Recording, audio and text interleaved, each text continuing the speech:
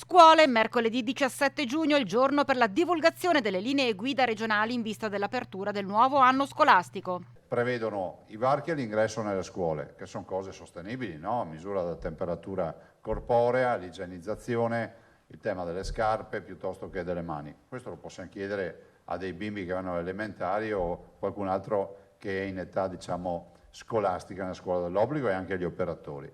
Dopodiché la mascherina la si porta fino all'arrivo al banco.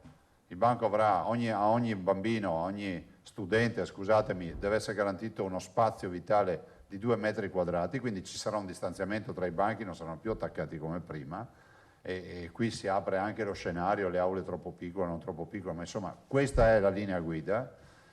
La distanza dall'insegnante che insegna deve essere almeno di 2 metri. Niente mascherina durante le lezioni, quindi la si indosserà solo per uscire dalla classe. Per quanto riguarda la ricreazione, per evitare assembramenti nei corridoi, soprattutto durante i giorni di pioggia, i ragazzi staranno in classe. Intanto resta ancora l'incognita sull'inizio delle scuole, una data legata alle prossime elezioni. Su questo Zaia è irremovibile. La nostra posizione sarà che noi non diamo l'ok finché non fisseranno la data del voto.